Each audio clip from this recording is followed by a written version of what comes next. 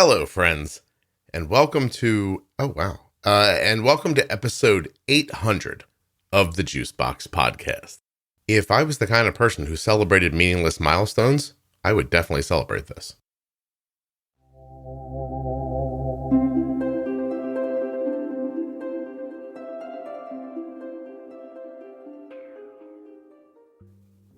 So Megan was coming on to talk about Control IQ.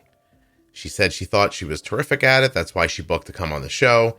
Then she heard the episode called Control IQ Ninja. She rethought it, but she's still here. Turns out she had a lot more to talk about. So this episode's sort of broken, a little bit in half. There's a lot of her story up front, a lot of Control IQ on the back end, but don't miss Megan's story. It's really interesting, and I think you're going to like it. While you're listening, please remember that nothing you hear on the Juicebox Podcast should be considered advice, medical or otherwise. Always consult a physician before making any changes to your healthcare plan or becoming bold with insulin. I say that 200 more times, there'll be 1,000 episodes. Here's something I didn't think I'd be saying for this long, but I'm back to tell you that if you're a U.S. resident who has type 1 or is the caregiver of someone with type 1, I need you to go to t1dexchange.org/juicebox and fill out the survey. That's it. You join the registry, fill out the survey. It takes like 10 minutes. You just have to complete the survey and you're done. You know the whole thing. You're going to help people living with type 1 diabetes. You're going to, there's the music. You're going to, you're going to move diabetes research forward. You might help yourself. There's a lot that could happen. It's all good. Nothing bad. This whole thing is 100% HIPAA compliant, absolutely anonymous. I've done it. A lot of people who listen to the podcast have done it, but just not enough. They need more people. And as soon as you guys go and do it and they get to their limit, I can stop saying this.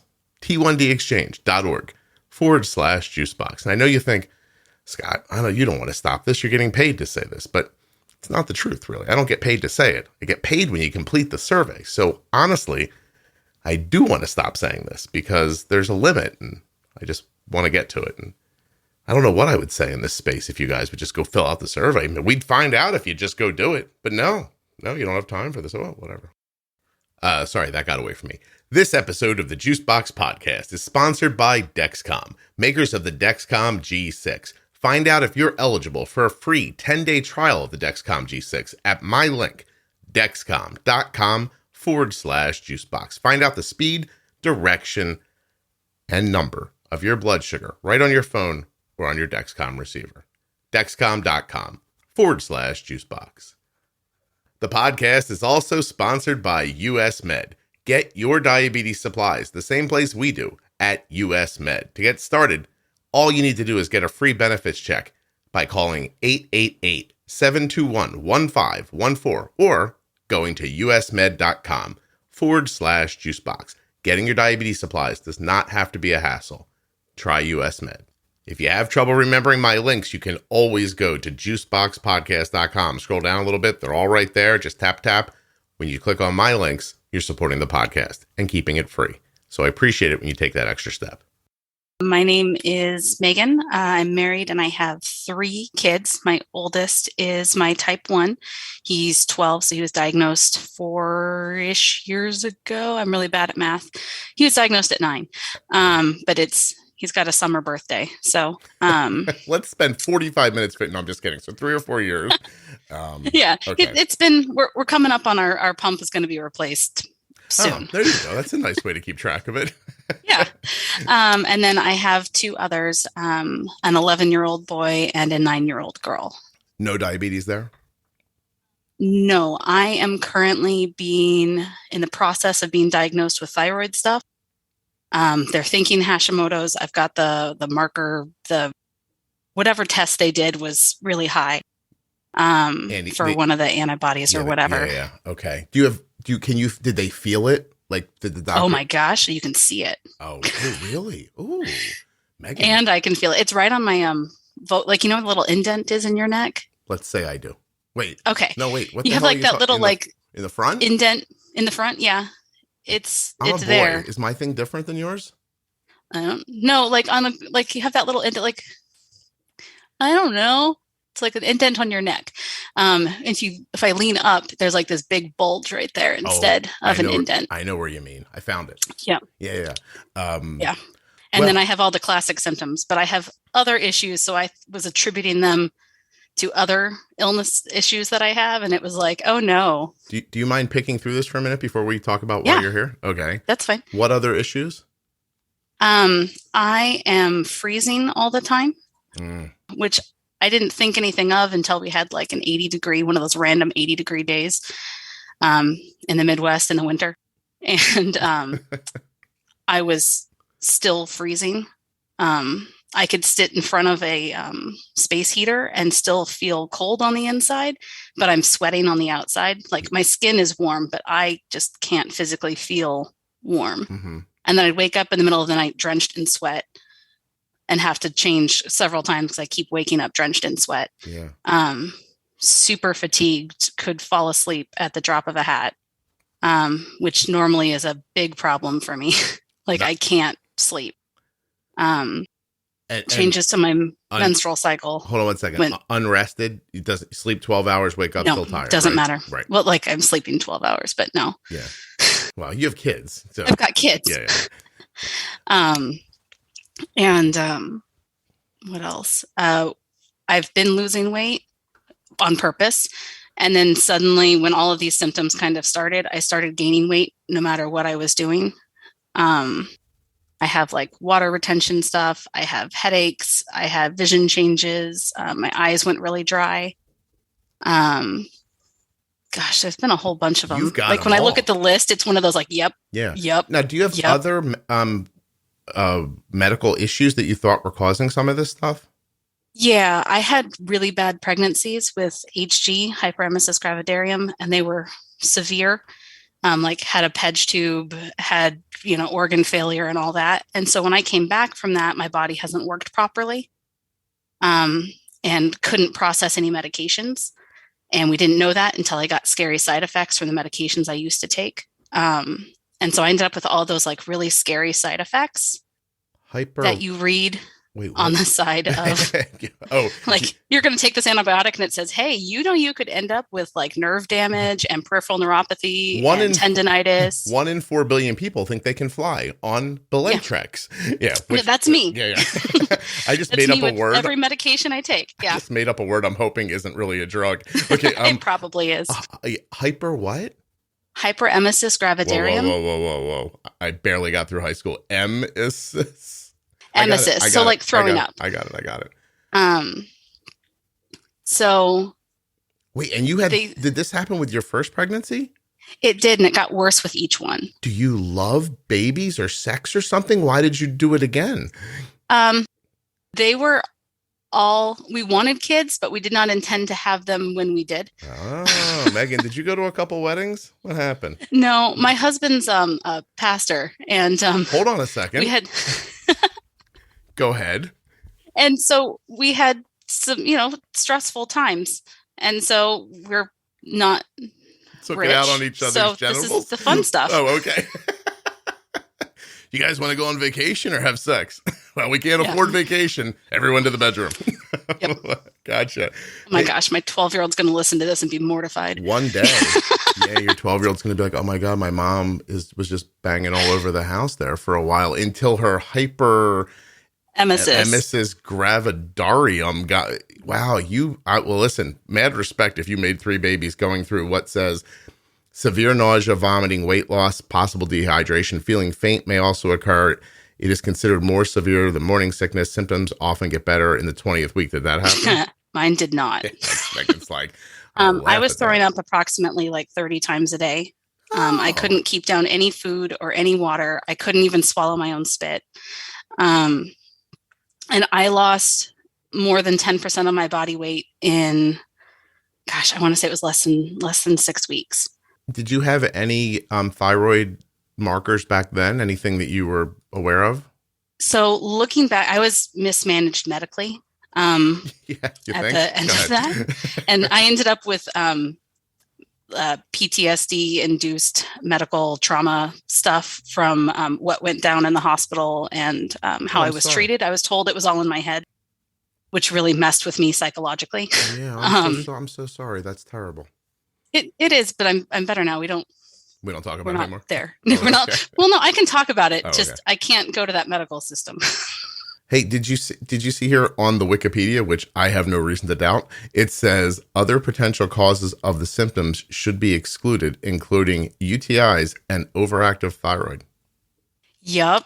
So what happened afterwards is I went through about 1 year of having doing blood draws multiple times a week, because my thyroid went crazy afterwards.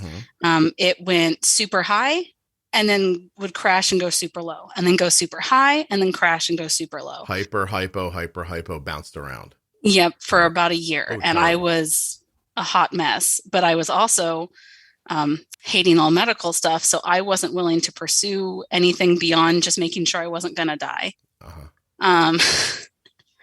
So they thought something was going on, and then it kind of leveled out. And by the time I got in to see a specialist, they were like, I think we're okay. And I was like, okay, don't want to push it. If I don't have to deal with medical stuff, I'm not going to. Sure. And then once Micah got diagnosed, I had no choice but to be super involved in medical stuff. And now I'm much more comfortable. I listened to the thyroid series, which pushed me to talk to my doctor and pushed him to be like, they're like, oh no, but your levels are fine. I know it says you're high on this and you feel really crappy, but your levels are fine. And I'm like, but my levels are elevated compared to what they used to be. So maybe I'm just sensitive to it. And can we just treat the symptoms? And they were like, well, you can go talk to somebody else. So I'm doing that. That appointment's in 2 weeks. Oh, what a lovely group of doctors. I mean, I'm a complicated case, so I'm aware that they look at my medical file and go, oh.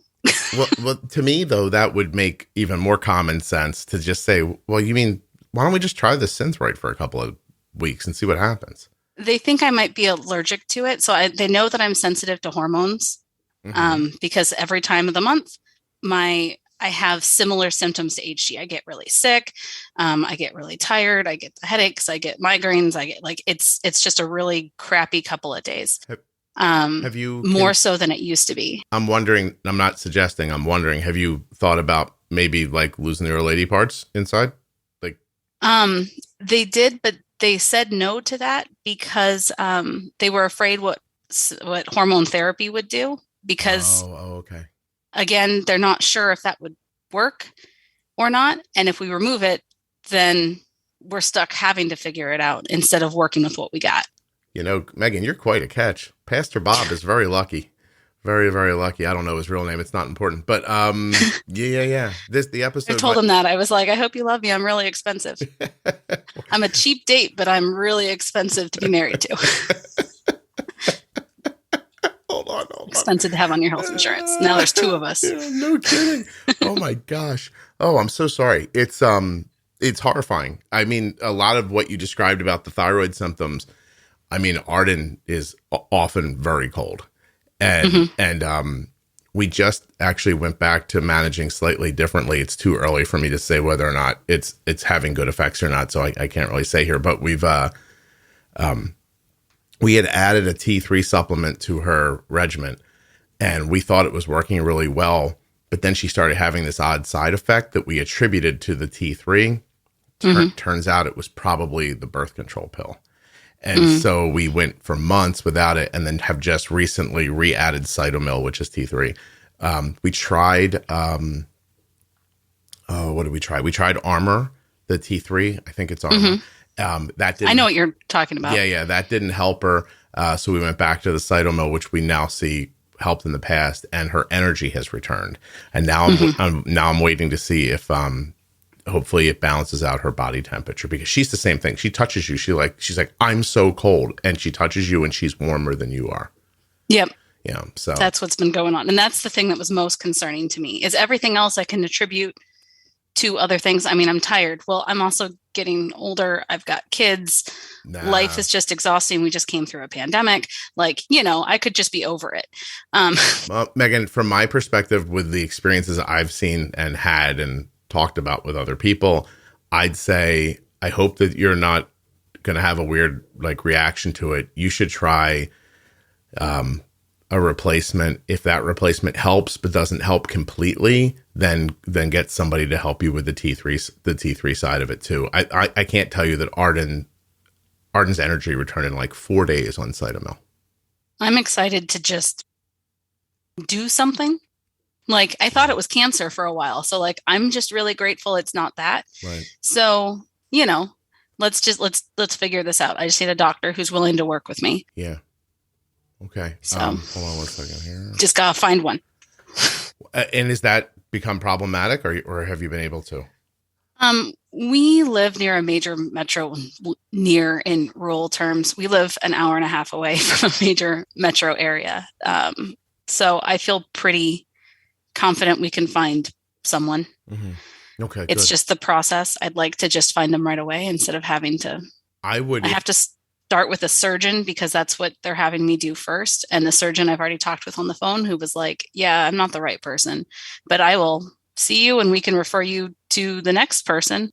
I would try to find, although they sometimes don't take insurance, but I was going to say more of an integrative Yep. like situation. They're usually more willing to try things on the fly. They work through email. Like there's like when Arden needs an adjustment, I don't go to an appointment. I send someone an email. Mm-hmm. And I'm like, this is happening. What do you think? And the return email says, I think we should lower it to 6 times a week instead of 7. Go ahead and do that. Okay. Mm-hmm. It's over in 5 minutes, because that's the thing that you would appreciate that many people wouldn't, which is the span of time in between. First you have a problem, then the problem impacts you enough that you actually look into it. Then you look into it. Inevitably, someone doesn't help you. You've got to go find somebody else. Before you know it, it's 9 months later. It's a year later. You're beaten down by the whole process. You're almost accustomed to feeling terrible. And you start getting it in your head that no one's going to help. Mm-hmm. Right. And then that's very frustrating and off-putting and makes it difficult to kind of soldier on. So, yep. Yeah, I say that a month on T4 and you should feel much better. And if you don't, then you start looking at the T3 aspect of it. And I can't tell you 4 days of Cytomel and no more. Like Arden was coming home from school and if her head went over, she'd fall asleep. Like she had to purposefully stay sitting up after school. Mm-hmm. Or because if she laid down or laid back, she just fell right asleep and she'd sleep for 4 or 5 hours in the afternoon, then wake up and be tired. Yep. And now suddenly everything's better, so anyway, good luck. And that, of course, 15 minutes into it is not why you're here. Although I would tell everybody to check out the Defining Thyroid series. It's helpful, right? I feel, because I have, that medical anxiety, that I feel better prepared to go and speak with the doctor and not take no for an answer. Good for you. Because that's been my concern is the doctor says no and I go, oh, I really don't think so, but okay. Well, we kind of skimmed over the point that you're being treated like, well, you're really sick. It's a shame that's your life. Goodbye. Mm-hmm. Yeah. Go live with it. Right? Like that's basically happening to you. So yeah, I have a bald spot starting on the back of my head that hasn't been there. I used to have really thick hair and whatnot, and all of a sudden it's really starting to fall out. And the doctor looks at me and goes, "Oh yeah, you do have a bald spot." And then like, that's a bummer. Like, what? How can somebody not see that and give you a thyroid replacement hormone? It's terrible. Yeah. I'm so sorry. Oh my God. Episode 413, Thyroid Disease Explained, is a comprehensive episode with the person who manages Arden's thyroid. So Check it out. All right. But you're here, Megan, because you feel like a control IQ ninja. But then tell everybody what you said. A lazy ninja. A lazy ninja? Hey, that's all right. Lazy control IQ ninja? Yeah. I think that's valuable. Tell everybody what you said right before we started recording, though. Arden gets her diabetes supplies from US Med, and you can too. Now, why would you want to do that? You're probably getting your supplies from somewhere already, but US Med has quite the bona fides. You know what that means? I can tell you if you want. I'll tell you at the end. For now, just know this. US Med is the number one distributor for Freestyle Libre systems nationwide. They are the number one distributor for Omnipod DASH. They are the number one fastest growing Tandem distributor. They are the place where Arden gets her Omnipod supplies.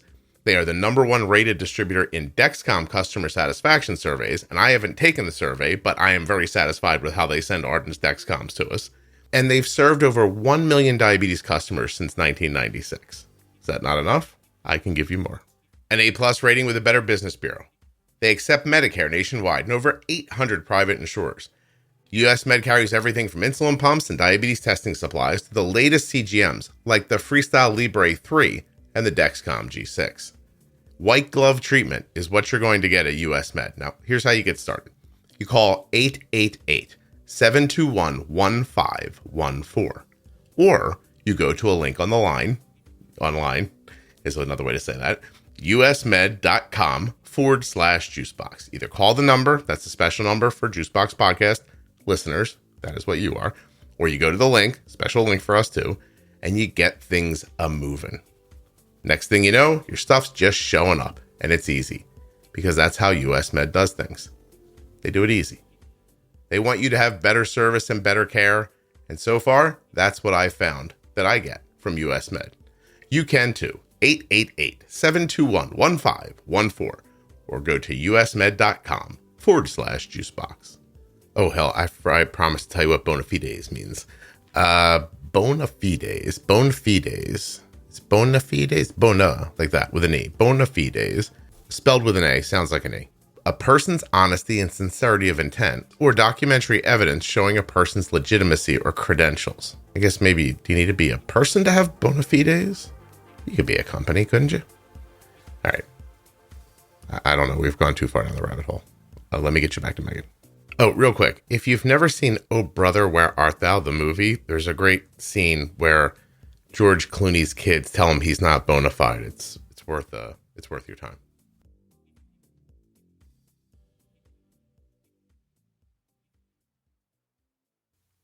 I said I listened to Jeremy's podcast, the Control IQ Ninja one, and then I felt like a total imposter. I had a moment of panic, a long moment of panic, that well, maybe I should cancel my thing, because that was good. Like, that's probably better than what I could say. So, well, luckily, I don't want to confuse anyone. Okay. Luckily, you have so little energy, you weren't able to email me. I have anxiety, so I just didn't. Oh, interesting. So I was like, you could just say no.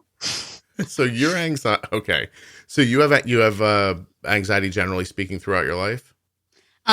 No, that came from my pregnancy issues with the doctor and whatnot, that I couldn't trust myself to make decisions for myself, because I was constantly told that I was doing it to myself, and that what I was feeling was wrong, what I was thinking was wrong, the actions I was taking were wrong, and that the doctor knew better, and I just needed to ignore myself and focus on have somebody else make all the decisions, because I couldn't be trusted.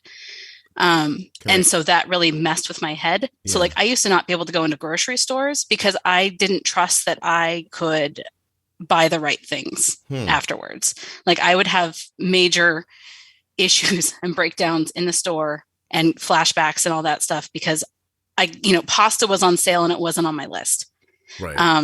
And I'd buy it, and then it's like, oh, that's too much. And, that whole would send me spiraling, and it was really humbling. Yeah. But so for that reason, it still pops its head up in some situations. But I've always been a bit of a perfectionist who likes to do everything perfectly and right. So, well, I have a thought, but first let me just say this. Had it ever gotten to the point where someone actually had to help you out of a public place? Like, yes. So have you heard like, there's a lady laying over top of the fresh cheese in aisle 7. Please, somebody go get her. The pharmacist at Target got to know me really well because I had a bench. You come in and have to sit. Oh, Megan, it's okay. Have a seat, honey. We'll get you some water. About like that. I used to sit in the middle of an aisle and just be like, I'm fine. I need to get through it. Everything's fine. Everything's not fine. Someone help. Here's what I'm going to tell you. Don't be surprised if balancing your thyroid helps with your anxiety. That'd be great. Yeah. But seriously, I I don't know if I've ever said this. I probably have. It's fine. We're like 700 episodes into it now, Megan. I don't think there's anything left to hide. Not that I was hiding anything to begin with, but my wife, as people have heard, couldn't find treatment, just like you, for like 7 years. And when we finally kind of badgered someone into giving her Synthroid, I told the doctor in the room, I'm like, listen, you're going to be saving her life. And he said, well, this is not life threatening. And I said, oh, no, I'm going to kill her. I was like, that's you're saving. I have a hole dug in the backyard all ready to push her into, because I can't take, she is not pleasant. Like it was like, she was very short tempered and she'd fly off the handle about things. She didn't even know she was doing it. Like, really, she starts taking that Synthroid and everything was just, ooh, she's all good. As a matter of fact, there's a lady that lives in the town I live in. There's no way she listens to this, so we're safe. She was well known as maybe one of the most unpleasant people you have ever met in your life. And we used to bump into her a lot because of something with kids. And then years went by where we didn't. And then we bumped into her again years later, a completely different person. So much so that she was aware of it, apologized for how she may have been in the past, and then told us about how she's now medicated for her thyroid issue. So you don't sound nasty, but, or I are hope you? not. Well, are you? No. No, you're not saying unreasonable things. I worked in customer service a lot, so I have that whole thing. No, but how does, but I mean, we can filter it to Pastor Bob, though, not to other people. My wife wasn't unpleasant to strangers. Please. No, I don't think so. I mean, I definitely have moments of being high strung. When I get stressed, it's amplified. Okay. More so than it used to be, more so than it feels normal. So I generally try to avoid being stressed if possible. Okay. It's funny when people so say, a lot of it's avoidance. But I quilt. When I get really stressed, I go and quilt. And that I stab things lots and lots of times at high speeds. That helps. Oh, there's a joke in there about you and your husband. We're going to just go right past. Going back to being on the podcast and talking about Control IQ, when you said anxiety stopped you from, like, so if you didn't have anxiety, do you think you would have canceled? No. Okay, good. Excellent. I used to be much more, I'm amazing type personality. Good for you. Well, let's find that. Also, do you think that people find it incredibly distasteful to joke about the sex life of a pastor? Because I think they probably do. I don't know. He's Maybe. just a guy, right? We're people. Yeah, exactly. We have children. I think for some people it's an uncomfortable topic, just because they like to think of their pastor one way and not as, he's my husband, that sort of thing. But the people around us tend to get it. So good. Excellent. Okay. So how long has your 12-year-old been on Control IQ? We got it. I actually looked back because I know I had messaged you way back in the beginning. When we first were diagnosed, because I was super frustrated with our endo's office, because I'm a control person, I'm a data person, and I was frustrated at the pace at which they were moving was not as fast as I wanted to move. So we got our pump pretty much right at 6 months. The endo's office would not budge on that. They required 6 months waiting. Okay. So you've had it 3.5-ish years? Yes, I believe so. Cause we get a new one in, that sounds right. 3.5 years. Cause we're right at like 6 months to go. Okay. So has it always been Control IQ, or were you just using a tandem pump, or like even basal IQ? It was basal IQ. Okay. When we started. How long did you do basal IQ for? Until the day Control IQ dropped. We got it right away that night. So that doesn't sound like a ringing endorsement for basal IQ. So tell me just a little bit about, or was it? How was it? I liked basal IQ. We did okay on it. We actually did we did well on it. We were 5.6-ish. Wow. And so I liked it, but we were still touching the pump a lot for corrections and things. Micah has this we used to have this issue because he went from lunch to recess to PE, and how to dose for lunch, because he would eat school lunch, which is notoriously high carb. And, that whole trying to manage that, and he would go outside, and running with active insulin makes him drop. But then he had he would have one class between recess and PE, and he would skyrocket during that. And then he would drop back down once PE started. And that was just always the bane of our existence, all throughout stuff. And Control IQ fixed that, but Basal IQ did not. Hold on. My son is asking me if he can eat. No, he cannot eat. We're making a podcast. This is unbelievable. Tell that kid. No, I'm just kidding. Go ahead. Yes. Pre-bolus. Megan, you think we should put the ad right here? Sure. Okay. Then we'll come back in 10 minutes. There we go.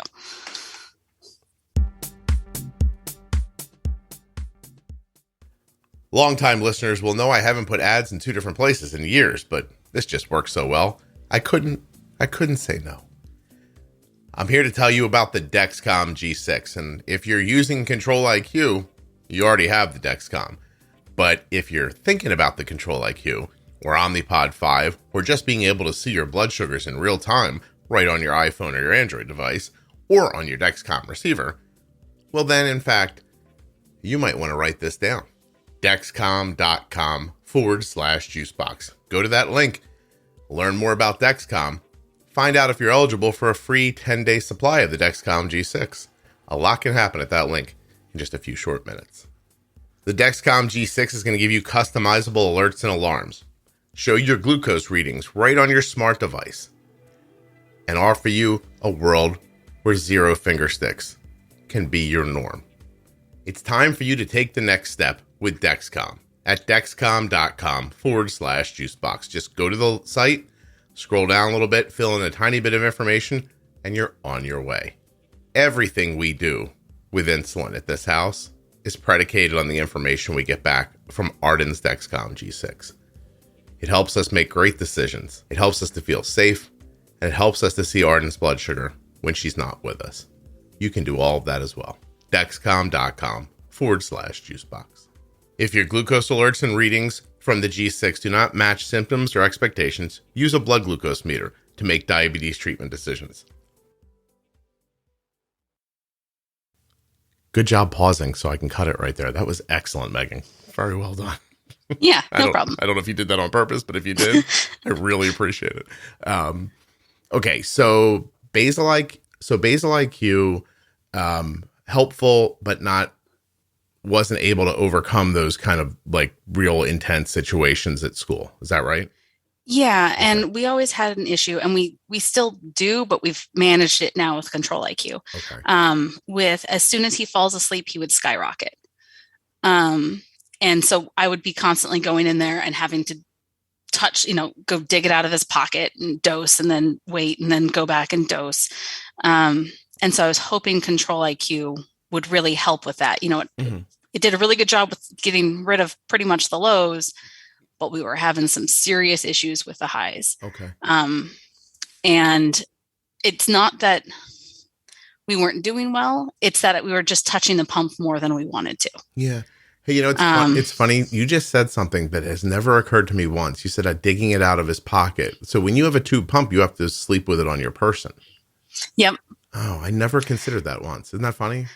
It's fun because before bed I memorize what pocket it's in, so that way when I go in there I know what side he needs to be on, so I can get it out. Do you think you could go out into public and steal people's wallets with any kind of like certainty, or you're not that slick? Probably like 75%. I think we should try. I really think you should go out and try today and report back. It's got to be in their front pocket, though, in a jersey type shorts or pants. It's got to be pretty specific. All right, Megan, we don't want you reaching down in people's front pockets out in public. But when you get arrested, just tell people, my thyroid is very unbalanced. This is not my fault. I thought it was an insulin pump. They made me call a surgeon first, or I might have the medicine by now. Surgeon, by the way.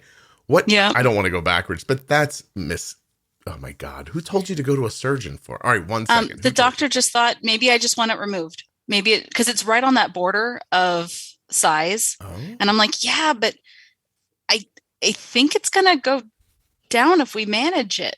it very well could. Is it Like, coming up to goiter? You're not getting a goiter, right? This is yep, I have one too. oh, you have a goiter and an enlarged thyroid. Yep. Megan, you are painting a sexy picture. Okay.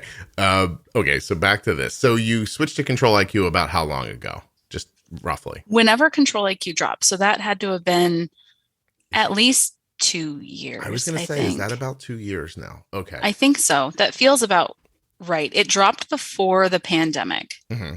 So talk about. So it's got to be. I think it's been 2 years. Or has COVID been going on so long we're measuring stuff by it? Yeah, that's kind of how we do it because I have no sense of time for that. I have. So, I'll tell you the one thing. You know how they talk about long COVID, where some people lose their like smell forever or something like that. Mm-hmm. Here's something I've lost from COVID. Being clear that I've never actually had COVID, but from the experience of COVID, I never know what fucking day it is. Ever. Mm-hmm. I never, ever, ever know what day it is. And I blame the lockdown. I really do. Like I don't even know if it matters. Now I'm not even sure if I should be upset by it. I just don't. I don't care. I just wish everyone looks so much older. I'm like, how long ago was that? Was that 3 years ago? No, it was just like last year, right? No kidding. Oh, that's interesting. Okay. All right. So I'd like to ask you about when you switched from basically basal IQ, which was just shutting off your basal if it thought he was going to get low, right?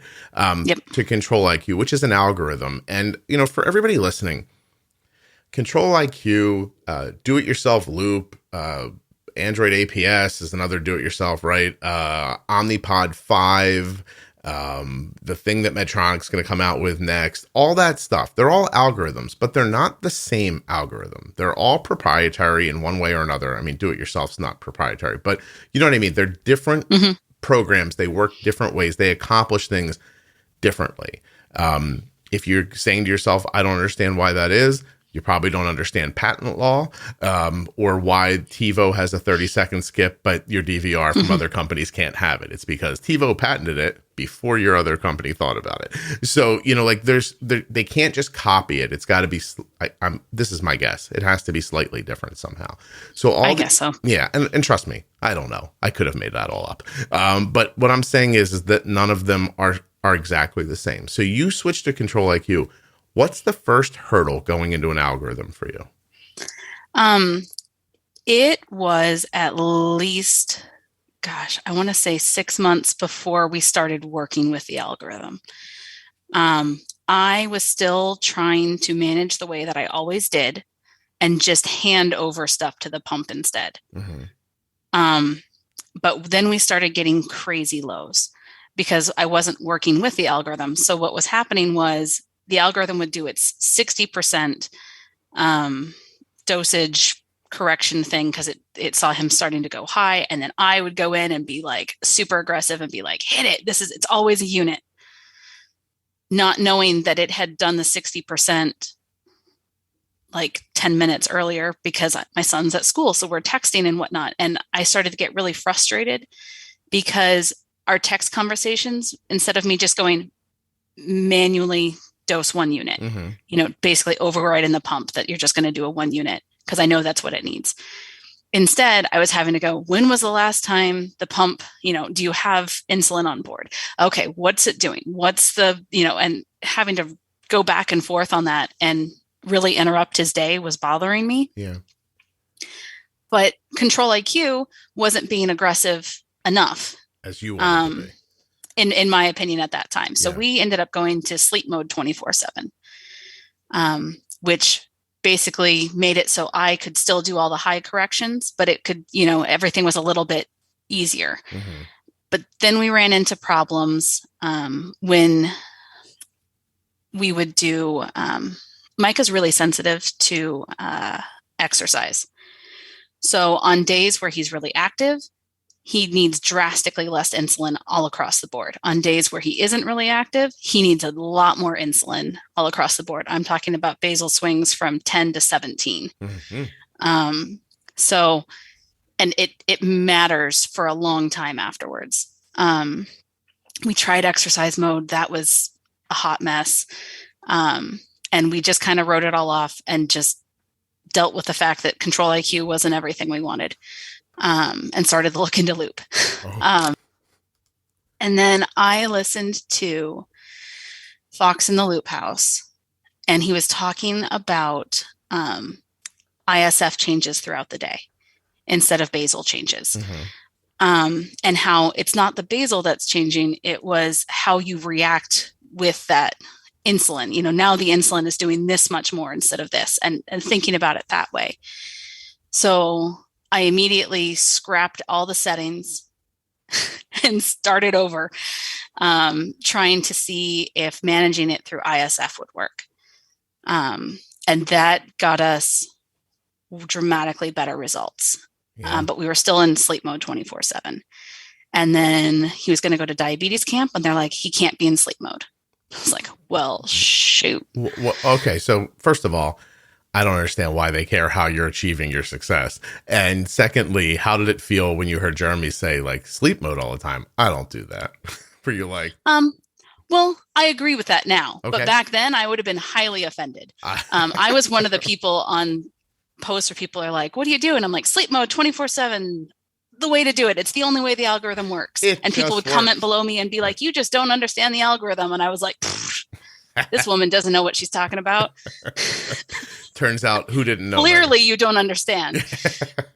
Hey, what's interesting is that you are going to hear this on this podcast for years to come. Settings. It's all settings. It's settings, whether you're doing it manually, whether you're doing it with needles, or whether you're doing it with one of these algorithms. If your settings are wrong, it's just not going to work well, Yep. But figuring out those settings is the it's the tough part. It's a lot easier now. I'm a big data person, so I have Excel spreadsheets. I plotted everything. I tracked everything. I've done that since the very beginning, trying to find patterns, trying to find this. And it was such a mental burden, but at the same time, it's something I do. Like, it's my personality. So it's not as big of a burden as some people would think it is. But because I needed to figure out Control IQ the regular way for camp, to not have to go through all this whole thing, we sat down and we just dedicated ourselves to figuring it out. We had a higher A1C, it was like 5.9 while we were figuring it out. But since then it's dropped back down, and I will probably not go back to sleep 24/7 ever again, because this is so much nicer. We touch the pump so much less. There are days where all we do is bolus for food. When something does go wrong, we know how to work with the algorithm instead of against it. It feels much more like the pump is helping instead of just being that annoying little kid, like, I'm helping. Yeah. It's like, no, you're not. Stop it. I can, as long as it's a steady rise going up, I know that my high alarms are set for 160. Because I know that the pump can handle anything under that. Our settings are good enough that it adjusts. And on days where it's off, I know why it's off, and we do a full settings change, and I know what it needs to go to generally. Like yesterday, was that just yesterday? Yeah. We were having issues where all of a sudden he was going into the 300s, just skyrocketing after everything. And it was like, okay. Obviously the settings that were nailed in, 2 days ago are no longer right. And so we went back to another one, and, we don't make those really small changes that Jeremy does. I at least change by 0.5 each time, because Micah's so sensitive. I know that that's what we need. We went from 15 units of basal to 17.6. And, carb ratios went from 9 to 5.5, because I know that's what it needed. And today we have a nice line, assuming, his granola bar, he just decided to eat, doesn't mess it up. But we've been in range since we made those setting changes last night. That's all ballsy moves. That's really well done. Good for you. That's excellent. I just had We just switched. I know poor Arden's been on like 33 different kinds of birth control pills in a year and a half, but she just went back to one that we thought was working, and it's not important. Anyway, there's a switch that was made, and about 6 days ago, she started having lows, and I moved her basal by 0.1 and her insulin sensitivity by one number. So I made her, I took her insulin sensitivity, maybe it was 2. Maybe I moved it from like 41 to 43, and her basal from 1.2 to 1.1 during the day. It worked great for 3 days. And then zoom, it came back around, and suddenly I couldn't get her blood sugar below 190. And then all I did was put the 0.1 back in the basal and move the insulin sensitivity back to 41. Her blood sugar went right back. It's crazy how how because that's not something people would think of. I think that most people hear that and go 1.2 to 1.1. That's meaningless. Or 41 to 43. These seem like small adjustments, but they're just so important. You know, it's and I listen, I don't adjust things as frequently as Jeremy does either. He's incredibly good at it, and you know, I mean, it's amazing. I'm gonna have him back on again to talk about it more, but I mean, it's more. You used a phrase earlier, like touching the pump. That's more touching the pump than I might be able to do, I guess. Well, see, we make those changes when he's in the shower. So like when the pump is charging. So technically it doesn't count as touching the pump to me because he's not there. Because you're not so to him, it's not in his. Yeah. Okay. And we used to have to make settings changes multiple times a week. I was constantly chasing his insulin sensitivity. I didn't know it at the time, but that's what I was doing. And so we heavily rely on exercise mode. Exercise mode is kind of our, what is it? Ace in the hole or pocket or whatever. It's our ace up the sleeve. There we go. It is one of the things that has changed us the most. Okay. Is using exercise mode. I'm not sure we fully use it as intended, but it works for us. I know you're supposed to do it when you know hours ahead of time, which the only time we do that is he has double PE on Mondays, where he has 2 PEs right in a row. So it's always at the same time. I know it. He knows it. So when he leaves for school in the morning, we switch to exercise mode so that way he doesn't have to eat as much. Because his insulin sensitivity, he goes from super resistant in the morning. And then somewhere around 10:30, 11 o'clock, he becomes super sensitive to insulin. Like he's been up and moving around for the day. He's hydrated. He's moving around. And all of a sudden around that time, a couple hours after he wakes up, he becomes really insulin sensitive. And so the problem we were having is, how do you dose him in the morning when he's resistant and not skyrocket the blood sugar, but not crash a couple hours later when he's now sensitive? And now that little bit of tail end of insulin that's left is now going to go further. And that insulin sensitivity catches it. So we'll go from 60 insulin sensitivity, and I think at like 10:30 or 11, I have like 130 to account for if he's going low, it's going to catch it. But we generally don't have a problem with highs, so I'm not going to worry about it trying to correct anything right then and there. And then it drops back down into the 90s in the afternoon. Wow. And kind of stays there until bedtime when we drop it again. Because the problem we have is using the sensitivities, what we're able to do is account for times when he's going to go low, so it catches it.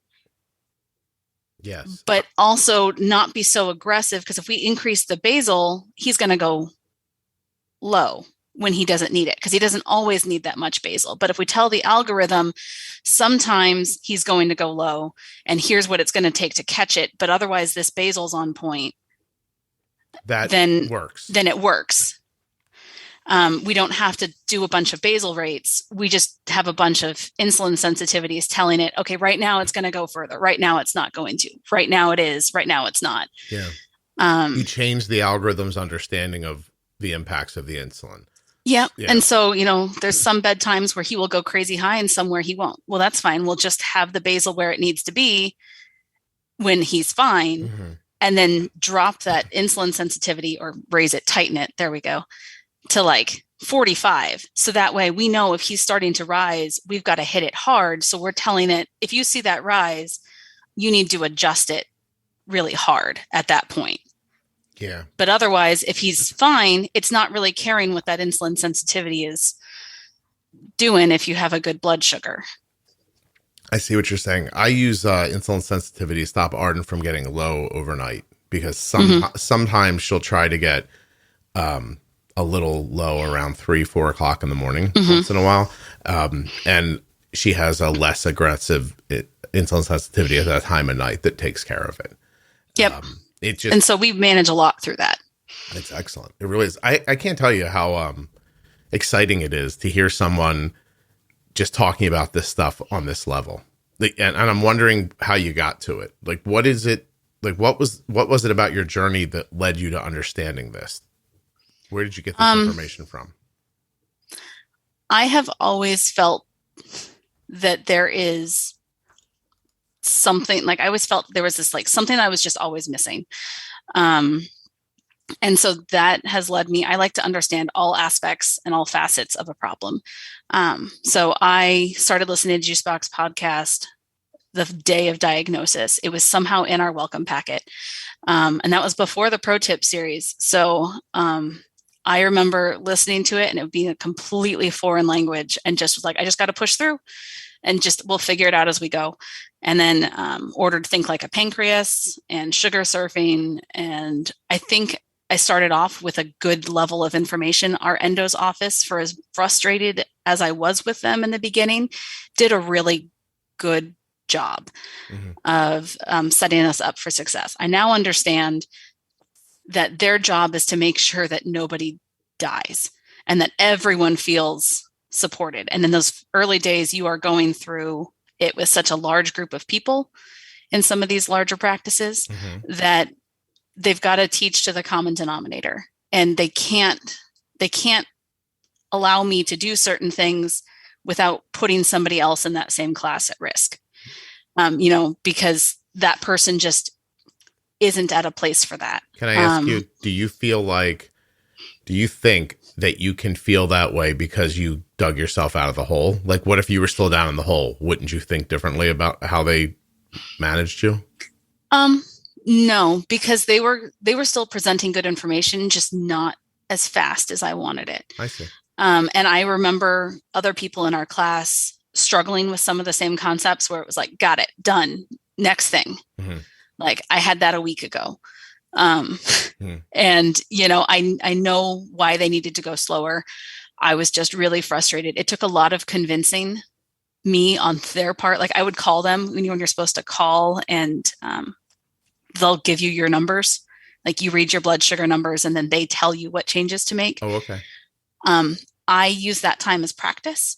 And so I would come up with, I think, all the changes that need to be made. And then I would call in the numbers and say, before you say anything, here's what I think. And here's why. What do you think? And they would be like, yeah, that sounds good. See, may I say something? Not that, obviously, just a side note for a second. I see that as a slight negotiation. And I think that sometimes, not in your specific situation, but I used to do that. I used to give my opinion before getting the other person's opinion. And then I started realizing that my opinion was impacting their opinion. I don't know. Anyway, that doesn't sound like it happened there for you, but I'm just always careful about that. Like you can involve somebody in a thing and then put them in your mindset, and then you don't get the benefit of what they were going to say had you not spoken first. Anyway. Well, we had let them talk first, but what was happening is when I would say, okay, but here's what they were like, oh yeah, that's because you heard what I said. Like you clearly still need our opinion because that's where this is coming from. And so it was can I just tell you how I came up with my numbers? Right. And why? And then we can have a discussion as to where the flaws are in my thinking, why you think, this number that you came up with is better, help me understand. And they were very willing to do that. That's terrific. Can I ask just generally what part of the country you're in? Yeah, we attend in Omaha, so we're in really rural Western Iowa. And there was something in your welcome packet about the podcast? Yeah, we got like a JDRF, like the blue backpack thing, and somebody else had put other stuff in there, like some local parent or whatever. And there was a list of resources, and Think Like a Pancreas was on there, Juicebox Podcast was on there, and there were a couple others of like just things you might be interested in. That's cool. My husband is visually impaired, and so he stayed with my son in the hospital in Omaha, and I was the one who was driving back and forth and back and forth and back and forth, to take care of our kids. And then when they would go to school, I would drive to Omaha for education and then stay there all day and then come back. And so during those drives, I was listening to Juicebox Podcast. Wow. That's very cool. I'm unaware of what, but it's not like somebody calls me and says, hey, we're going to put your name on a thing. So I don't know. Mm-hmm. That's very cool. Well, and I'm not sure how many people actually, I'm one of those people that reads everything.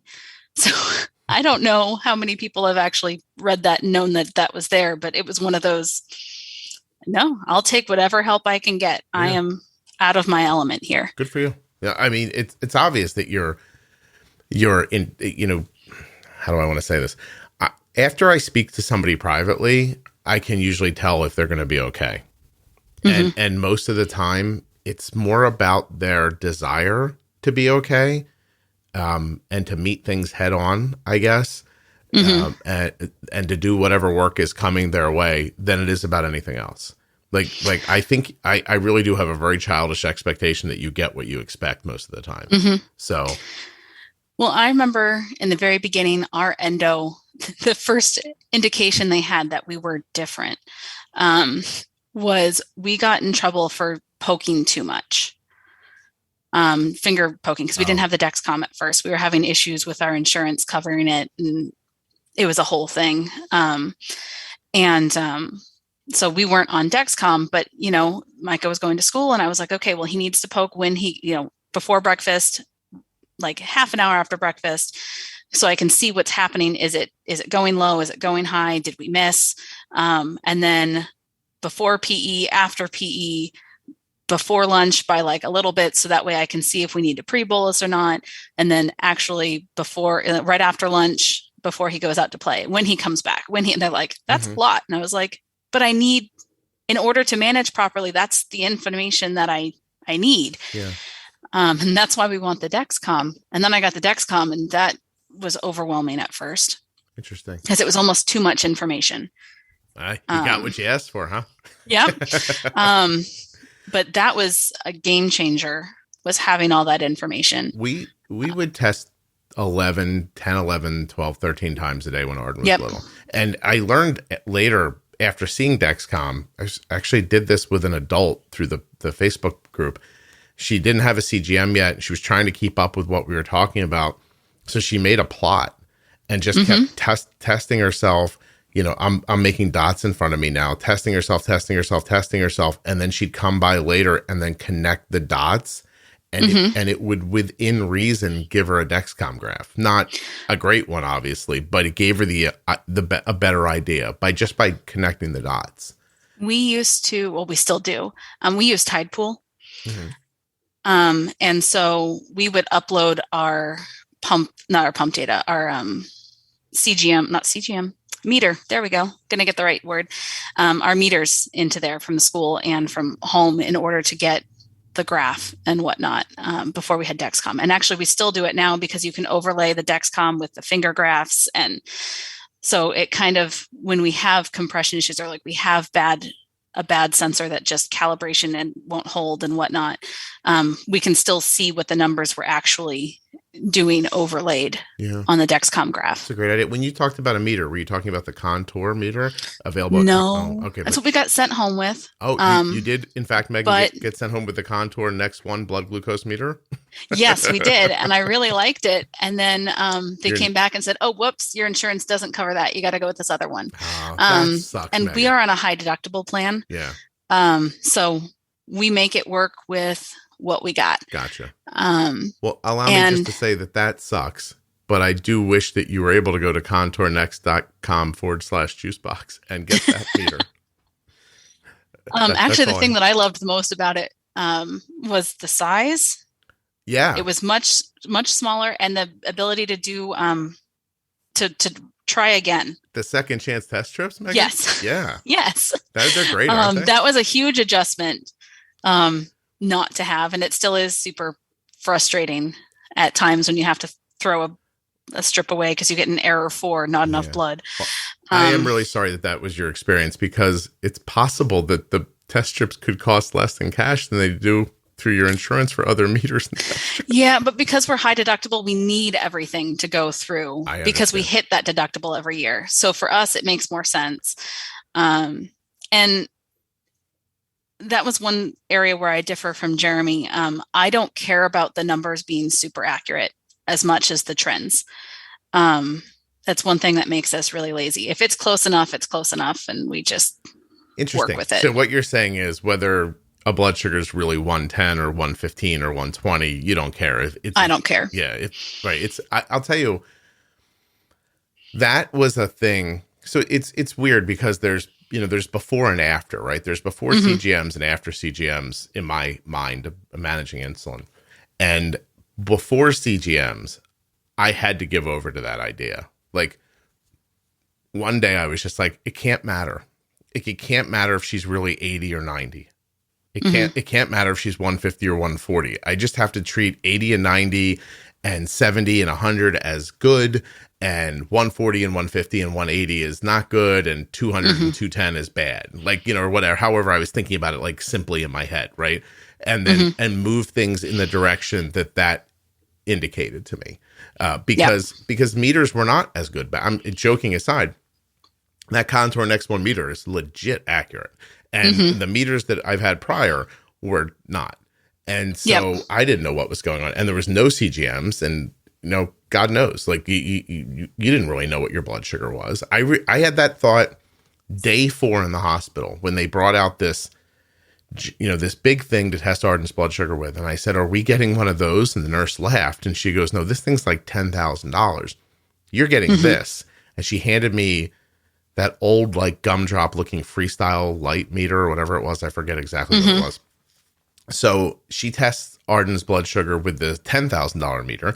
I test Arden's blood sugar with the Freestyle meter. The tests are like 60 points different. And I go, well, how am I supposed to make a decision? She goes, just use that one. And I'm like, but you just told me this one's accurate and it's 60 points lower. And she was like, yeah, I mean, this is the one you're getting. I was like, oh, okay. Yeah. So we kind of just roll with it. It's kind of a general, is he going higher? Is he lower? What are we working with? And just making sure that the algorithm is taking care of it. And if it's not, we usually tweak ISF before we tweak basal. I'm not too worried if basal is on point, more so than ISF.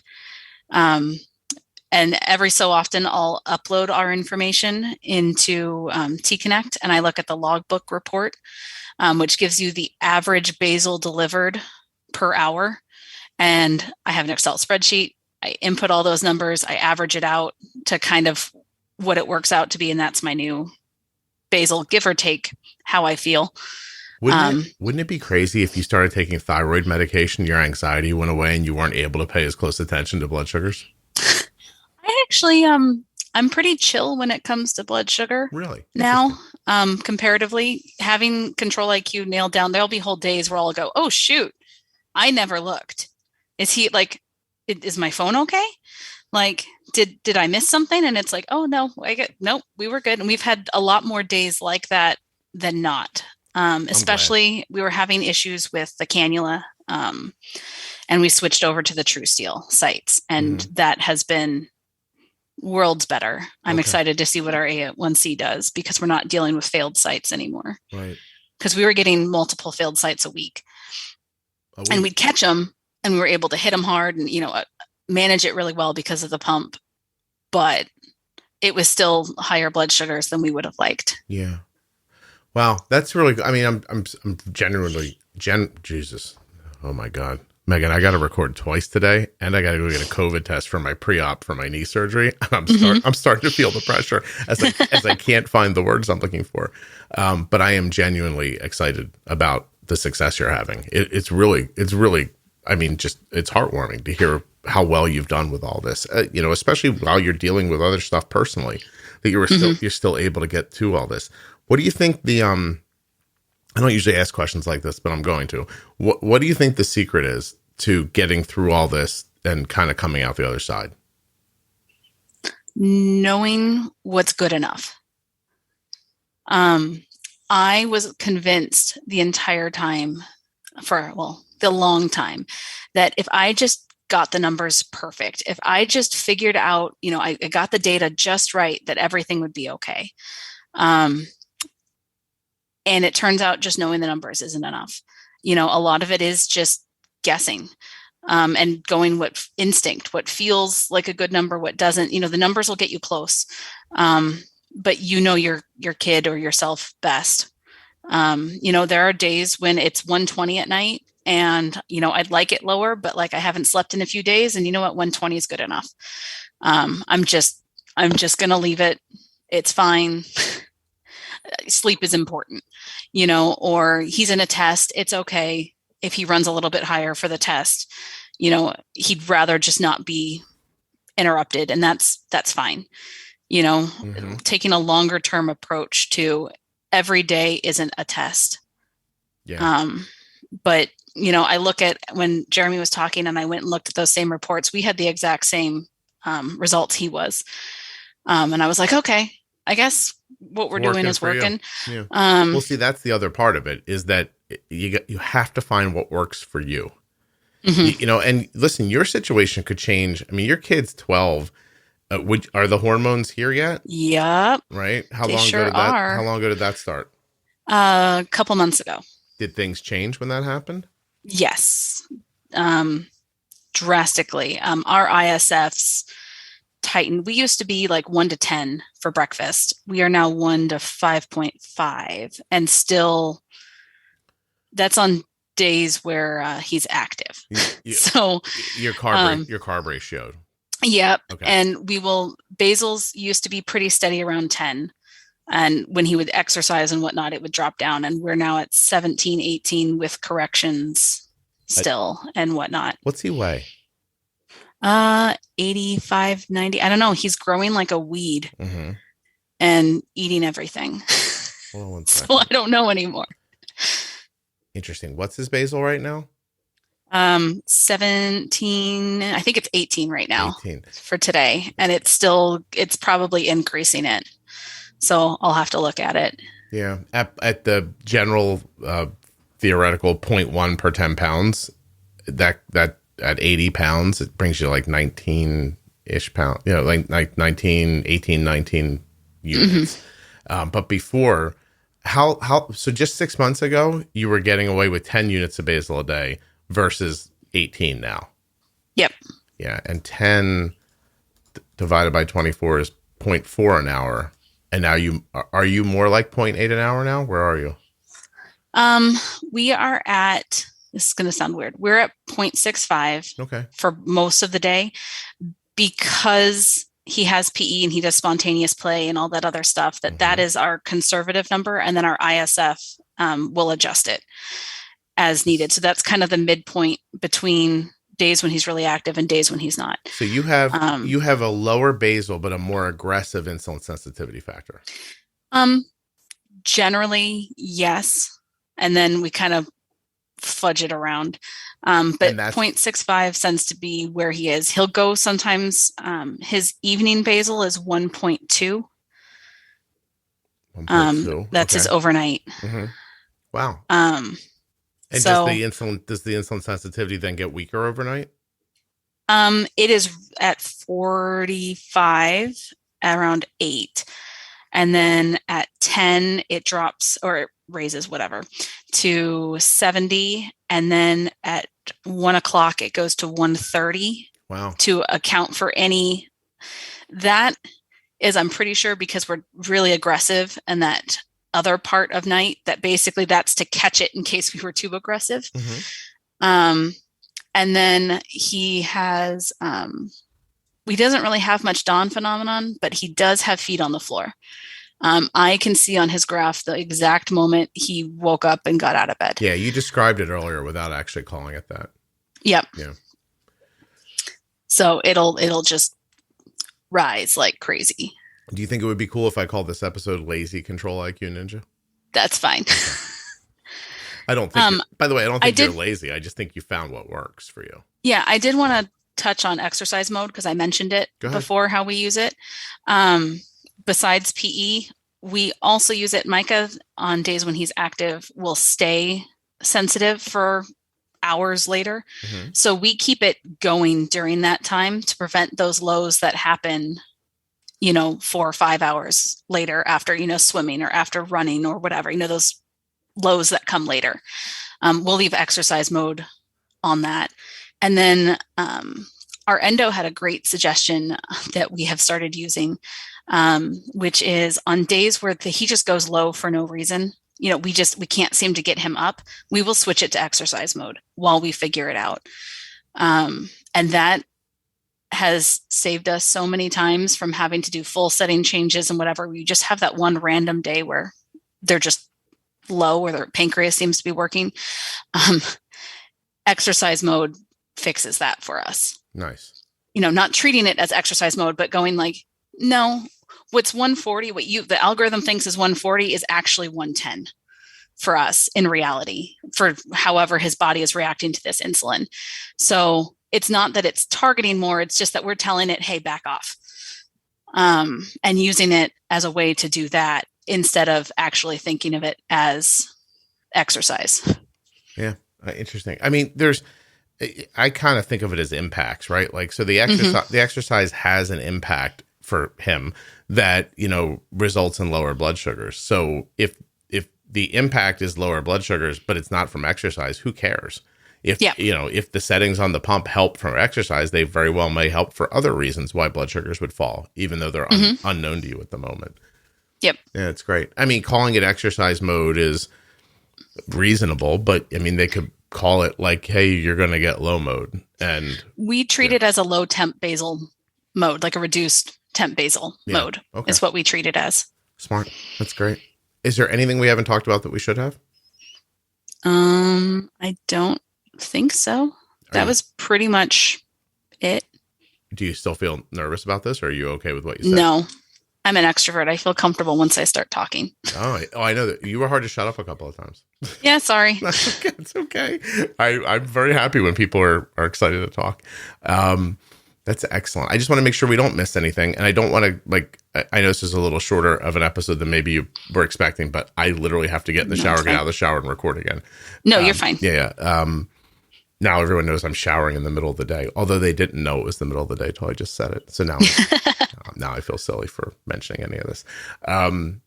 I want to just say one more time, I'm incredibly impressed with what you've figured out, and so many people that come on here have figured out. I'm really grateful that you come on here and share it with other people as well. I do think these are the conversations that will lead to others finding what works.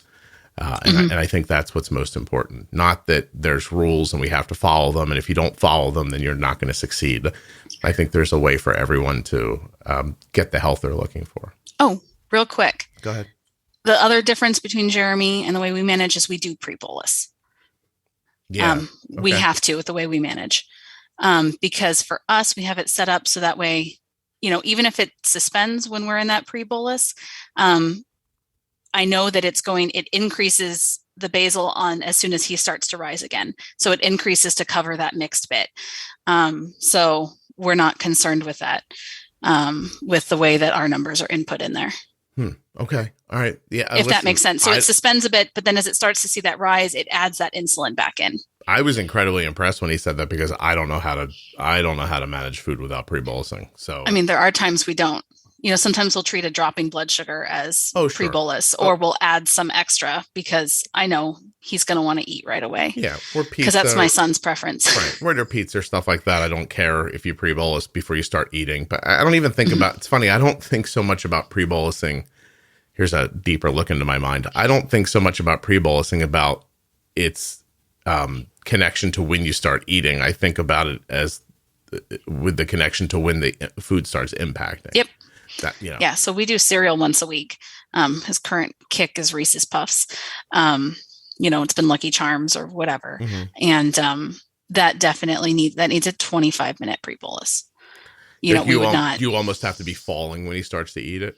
Yeah, sometimes if he's falling too quickly, we will have him he eats a banana too. Mm-hmm. We do all the foods that are scary in the morning.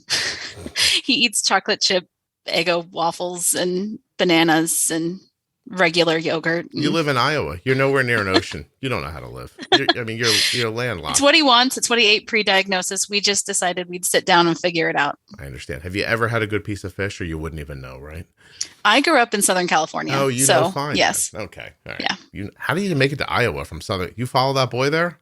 Yeah, I did. Megan. I love him. So. I know. I can tell. All right. Well, I really appreciate you doing this. Thank you so much.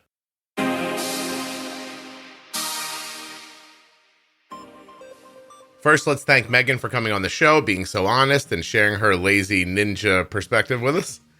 And of course, we want to thank Dexcom, makers of the Dexcom G6, and remind you to go to dexcom.com/juicebox. The podcast, of course, was also sponsored today by US Med. Head to usmed.com/juicebox or call 888-721-1514.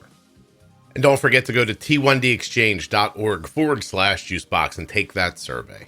I'd like to thank you for listening today. And if you hold on 1 second, I'll give you the episode number of the Control IQ Ninja episode, which people uniformly seem to love. Episode 662, titled Control IQ Ninja. Jeremy is a tandem Control IQ Ninja, is the description. Jeremy's the father of a boy who has type 1 diabetes, and I was incredibly impressed with his knowledge of Control IQ. It's well worth your time. That's pretty much it. Check out the Facebook group, Juicebox Podcast Type 1 Diabetes. I'm on Instagram if you care. Holidays are coming up. I appreciate that you continue to listen and download the show. I hope you have a happy holiday, a merry whatever, a happy this and that, whatever you do. You know what I mean? I will be back soon. And by soon, I mean tomorrow, with another episode of the Juicebox Podcast. There's no holiday here, baby. We make a podcast here. All right. Every day one's supposed to come, one comes. Quality, quality, quality. Nonstop. Poo, poo, poo. Doesn't stop. Doesn't stop. Here it comes again. I'm feverish a little bit from the illness. So let me just apologize and bow out of this.